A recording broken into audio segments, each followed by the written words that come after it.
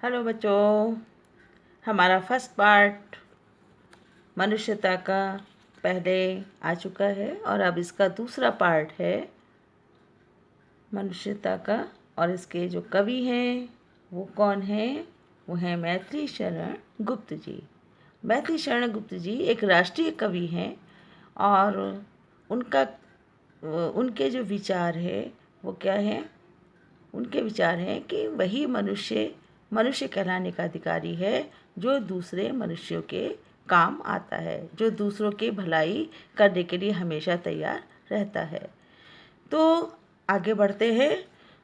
वहाँ तक तो था कि जो कवि ने हमें पहले ही बता दिया है कि उदार व्यक्ति कौन होते हैं। उदार व्यक्ति वही होते हैं जो क्या करते हैं? परोपकार करते हैं।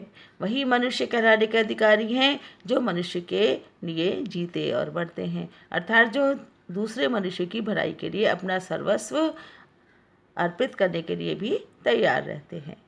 अब आगे कह रहा है, रहो न भूल के कभी मदांध तुच्छ वित्त में। कभी भूल कर भी ये जो तुच्छ एक छोटा सा जो एक धन है, इस धन को क्या माना है? तुच्छ माना है।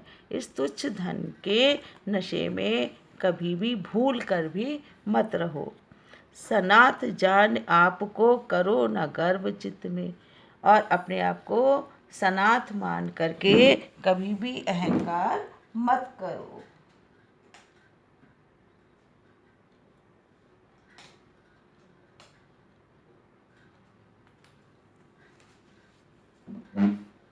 आगे कभी कहता है, सनाथ।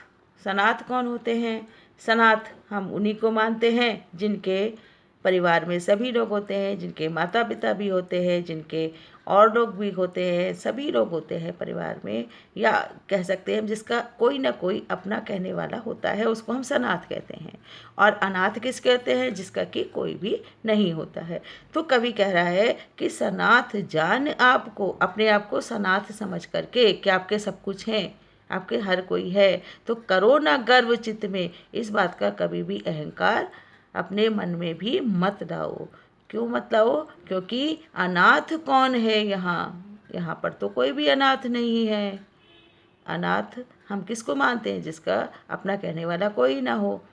तो यहाँ तो कोई भी अनाथ नहीं है, त्रिलोकनाथ साथ हैं। जब भगवान हमारे साथ है तो यहाँ पर अनाथ कौन हो सकता है? दयालु दीन बंधु के बड़े विशाल हाथ है। ये जो हमारे दयालु दीन बंधु हैं, कौन? ईश्वर। ईश्वर कैसा है? दयालु है, दीन बंधु हैं। उसके क्या है? बहुत बड़े बड़े हाथ हैं। वो क्या करता है? जो भी उसको पुकारता है उसको वो क्या करता है? अपनी मदद के लिए हाथ आगे बढ़ा देता है। इसीलिए कहते हैं ना, भगवान के बहुत बड़े हाथ होते हैं। जो भी उसको सच्चे हृदय से पुकारता है उसकी रक्षा के लिए वो हमेशा अपने हाथ आगे बढ़ा देते हैं। तो इसीलिए वो कह रहा है कभी कि अपने आप को सनाथ जान करके कभी भी अपने मन में घमंड मत लाओ, क्योंकि यहाँ पर इस दुनिया में कोई भी व्यक्ति अनाथ नहीं है, क्योंकि हर एक के साथ ईश्वर का साथ है। क्योंकि सभी का ध्यान रखने वाला कौन है? ये त्रिलोकनाथ ईश्वर। ईश्वर सभी का ध्यान रखने वाला है। अतीब भाग्यहीन है अधीर भाव जो करे। और भाग्यहीन कौन है? सबसे ज़्यादा बुरा नसीब वाला कौन है? जो इस बात के लिए अधीर रहता है, जो इस बात के लिए हमेशा क्या होता है? अधीर। अधीर में जिसके पास इस बात का धैर्य नहीं होता है, जो अपने आप को जरा सा भी, अगर उसके पास कोई अपना कहने वाला नहीं होता है तो वो अपने आप को क्या मानने लगता है? अनाथ मानने लगता है और वो ईश्वर पर से भरोसा छोड़ देता है। तो जो ईश्वर से भरोसा छोड़ देता है वही क्या है? भाग्यहीन है। जो अपने अंदर इतना भी धैर्य नहीं धारण कर पाता कि हमारा इस दुनिया में कोई भले ही अपना कहने वाला ना हो, लेकिन वो त्रिलोकनाथ जो है, वो जो ईश्वर है, वो उसके साथ है। तो जो इस भाव को त्याग देता है कि ईश्वर उसके साथ है, उससे बड़ा तो फिर भाग्यहीन कोई हो ही नहीं सकता। अतीव मतलब बहुत ज़्यादा, सबसे बड़ा भाग्यहीन वही है जो अधीर भाव जो करे, जो अपने मन के अंदर धैर्य को क्या करे, ना धारण करे, अर्थात जो अपने धैर्य को छोड़ दे। वही मनुष्य है कि जो मनुष्य के लिए मरे। वही व्यक्ति मनुष्य कहलाने लायक है जो मनुष्य के लिए काम आता है। अब आगे बढ़ते हैं। आगे है अनंत अंतरिक्ष में अनंत देव हैं खड़े, समक्ष ही स्वबाहु जो बढ़ा रहे बड़े बड़े। और देवताओं को कौन से लोग प्रिय हैं? देवताओं को तो परोपकारी लोग ही प्रिय हैं। जो परोपकार करता है उसका स्वागत करने के लिए अंतरिक्ष में जो देवताओं का निवास है कहाँ माना जाता है? अंतरिक्ष में। तो कह रहे हैं कि अनंत अंतरिक्ष में, और अंतरिक्ष कैसा है? हमारा अनंत है, जिसका कोई अंत नहीं है। तो इस अनंत अंतरिक्ष में अनंत देव हैं खड़े, अनेकों देवता लोग खड़े हुए हैं, और समक्ष ही स्वबाहु जो बढ़ा रहे बड़े बड़े। और परोपकारी व्यक्ति का स्वागत करने के लिए जो अपनी भुजाओं को, बड़े बड़ी भुजाओं को अपने आगे बढ़ा रहे हैं। तो अब हमें क्या करना चाहिए? परस्परावलंब से, एक दूसरे की सहायता से, जो हमारा लक्ष्य है, जो हमें उन्नति करनी है, जो विकास करना है, उसके लिए हमें क्या करना होगा? परस्परावलंब, एक दूसरे के सहारे से। क्या करे मनुष्य? वो कह रहा है परस्परावलंब से उठो तथा बढ़ो सभी। एक दूसरे की सहायता से सब लोग उठो और बढ़ो, आगे बढ़ो।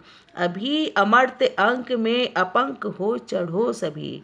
ये अमर्त्य अंक कौन है? देवताओं की गोद, देवताओं की गोद। और अपंक कीचड़ रहित, पंक मीन्स होता है कीचड़, मतलब कलंक रहित होकर के।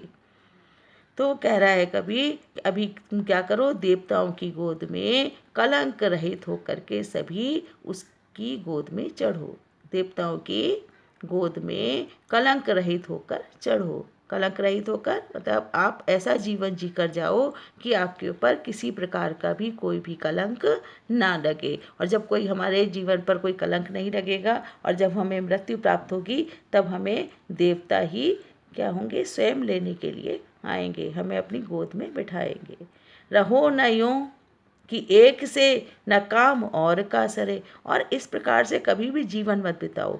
रहो न यूं, यूं मीन्स इस तरह, कभी भी इस तरह से मत रहो कि एक से, कि एक व्यक्ति से ना काम, काम क्या कह सकते हैं हम, जिसका हम किसी की सहायता ना कर पाएँ, और का सरे, किसी दूसरे मनुष्य का, मतलब एक मनुष्य से दूसरे मनुष्य का काम ना हो पाए, अर्थात एक मनुष्य दूसरे मनुष्य की सहायता ना करे। हमें इस तरह से कभी भी नहीं रहना चाहिए। रहो न यूं, कभी भी इस तरह से मत रहो कि एक व्यक्ति दूसरे व्यक्ति के काम ना आ सके। वही मनुष्य है कि जो मनुष्य के लिए मरे। वही व्यक्ति मनुष्य है जो कि दूसरे मनुष्य के काम आता है। ये लाइन बार बार आई है और उस लाइन का अर्थ, इस लाइन का अर्थ एक ही है कि वही मनुष्य कहलाने का अधिकारी है जो दूसरे मनुष्यों के काम आता है। अब आगे बढ़ते हैं। आगे कवि कह रहा है मनुष्य मात्र बंधु है। यहाँ कौन सा है? वसुधैव कुटुंबकम का सिद्धांत अपनाया है। मनुष्य मात्र बंधु है कि हर मनुष्य, इस संसार में जितने भी मनुष्य हैं वो सभी क्या हैं? हमारे बंधु हैं, हमारे भाई बहन हैं। सभी क्या हैं? एक दूसरे के भाई बहन हैं। एक दूसरे तो मनुष्य मात्र, जितने भी मनुष्य हैं वो क्या हैं? एक दूसरे के भाई हैं। यही बड़ा विवेक है। जिस दिन ये बात समझ में आ जाती है, यही हमारे अंदर विवेक जागृत हो जाता है। तो विवेक का जो गुण है उसके बारे में कवि ने बात की है कि हमारा जो विवेक है, जिस कहते हैं ना कि ये काम जरा अपने विवेक के आधार पर करो। विवेक अपनी समझ, आपके अंदर जब ये समझ आ जाती है कि जितने भी इस धरती पर मनुष्य हैं वो सभी आपके भाई हैं, तो यही सबसे बड़ा विवेक है, या यही सबसे बड़ी बुद्धि की बात है, समझदारी की बात है। पुराण पुरुष स्वयं भूपिता, पुराण पुरुष स्वयं भूपिता, प्रसिद्ध एक है। ये जो पुराणों में जो पुरुष आता है, जो हमारे पुराण है, 18 पुराण हैं, उनमें एक ही पुरुष है, मतलब एक ही जो ईश्वर है, स्वयंभू पिता प्रसिद्ध एक है, मतलब एक ही परम पिता की बात की गई है। हमारे सभी पुराणों में एक ही परम पिता अर्थात एक ही ईश्वर की बात की गई है। और वो क्या कहा गया है, पुराणों में क्या कहा गया है कि आत्मा और परमात्मा क्या हैं, एक ही हैं।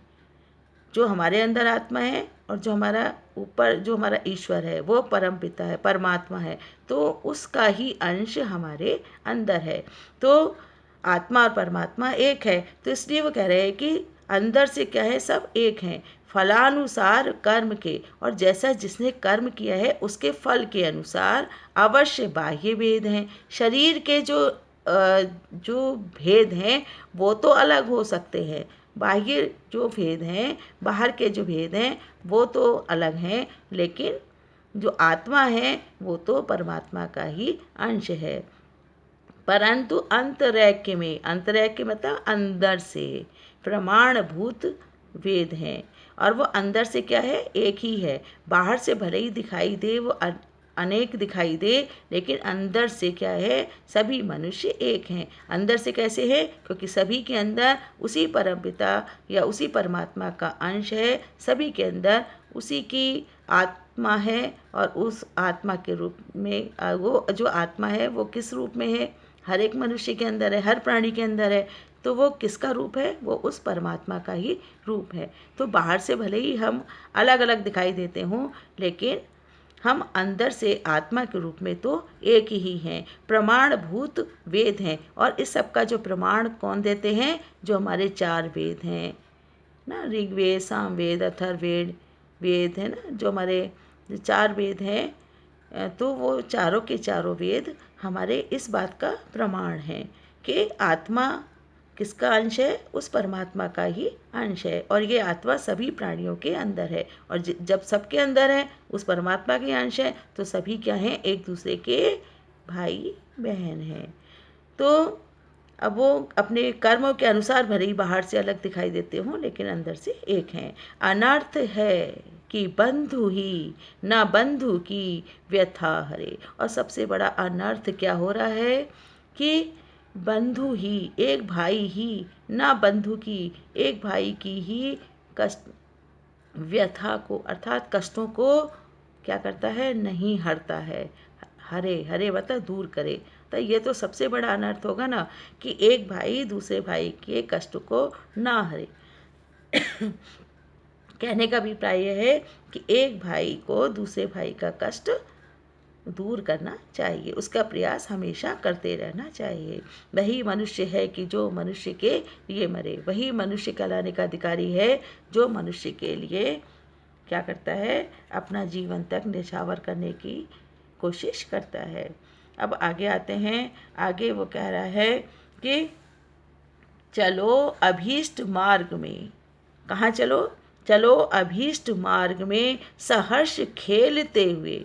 जो भी मार्ग हमने चुना है, जो भी लक्ष्य हमने चुना है, अभीष्ट मार्ग मतलब हमारा इच्छित मार्ग, जो मार्ग हमने अपना लिए चुना है, तो चलो अभीष्ट मार्ग में, उस मार्ग की पर कैसे चलो, सहर्ष खुशी के साथ, और कैसे खेलते हुए, उसको रोते कलपते नहीं चलो, उस मार्ग पर कैसे चलो, खुशी के साथ खेलते हुए। जैसे हम खेल में हम मग्न हो जाते हैं तो हमें कुछ पता नहीं चलता है, तो ऐसे ही हम अपने उस अभीष्ट मार्ग पर कैसे चले, सहर्ष खुशी खुशी, और जैसे हम खेल रहे हों, तो हम खेलते हुए खुशी के साथ उस मार्ग पर चलें, और विपत्ति विघ्न जो पड़े उन्हें ढकेलते हुए, और जो भी उस मार्ग में हमारी विपत्तियाँ आएँ, बाधाएं आएँ, उन सबको ढकेलते चले जाएं, उन सबको क्या करें, रौनते चले जाएं। घटे ना हेल मेल, हाँ बस इस बात का ध्यान रखें कि हमारा आपस में जो भाईचारा है वो कभी घटे ना, कभी कम ना हो, बढ़े ना भिन्नता कभी, और कभी भी भिन्नता मतभेद जो हमारे क्या हो जाते हैं, आपस में मतभेद बढ़ जाते हैं, वो बढ़े ना, कभी भी बढ़े नहीं, कभी भी हमारे मतभेद बढ़े नहीं। और अतर्क एक पंथ के, अतर्क एक पंथ के, जब हमें एक ही रास्ते पर जाना है तो हमें वो सारे कुतर्कों को छोड़ देना चाहिए। उन कुतर्कों को छोड़ते हुए क्या करें, एक ही पंथ के जब हम राही हैं तो सतर्कता के साथ उस पंथ पर, उस रास्ते पर हम सभी को बढ़ते चले जाना चाहिए। तभी समर्थ भाव है, मतलब हमारा जो समर्थ भाव है वो कब है कि तारता हुआ तरे, कि हम खुद भी आगे बढ़े और दूसरे को भी आगे बढ़ाए। तारता मतलब दूसरे को पार लगाना। अगर हम नदी में डूब रहे हैं और कोई और भी डूब रहा है तो ये नहीं है कि हम खुद तो बाहर निकल आए उसको डूब जाने दें। तो हमारा क्या काम है कि कौन सा व्यक्ति महान होगा, जो खुद भी बचेगा, तरे मतलब खुद भी तर जाएगा, खुद भी बच जाएगा और दूसरे को भी बचा लेगा। तो हमारा क्या काम होना चाहिए कि हम खुद भी आगे बढ़ें और दूसरों को भी आगे बढ़ाते चले। वही मनुष्य है कि जो मनुष्य के लिए मरे, कि वही मनुष्य मनुष्य कहलाने का अधिकारी है, जो क्या होता है, जो दूसरों के काम आता है। तो इस तरह ये हमारी कविता यहाँ समाप्त होती है। और इस कविता जो समाप्त होती है, इस कविता में एक ही चीज़ आती है, और इस कविता का जो एक सारांश निकल कर आता है वो क्या आता है, वो सिर्फ इतना ही है कि ये जो कविता है उसमें जो कवि क्या कह रहा है, कवि अपनों के लिए जीने मरने वालों को मनुष्य तो मानता है, लेकिन यह मानने को तैयार नहीं है कि ऐसे मनुष्यों में मनुष्यता के पूरे पूरे लक्षण भी हैं। वह तो उन मनुष्यों को ही महान मानेगा जिनमें अपने और अपनों के हित चिंतन से कहीं पहले सर्वोपरि दूसरों का हित चिंतन हो।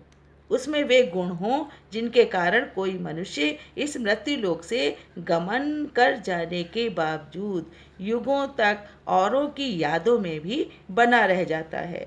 उसकी मृत्यु भी सुमृत्यु हो जाती है। आखिर क्या हैं वे गुण? परोपकारी व्यक्ति ही उदार हृदय होता है, उसका गुणगान सभी करते हैं। उनके महान व्यक्तियों ने क्या है, इस संसार में अनेक महान व्यक्तियों ने परोपकार की मिसाल कायम की है। हमें उनके जीवन से प्रेरणा मिलती है।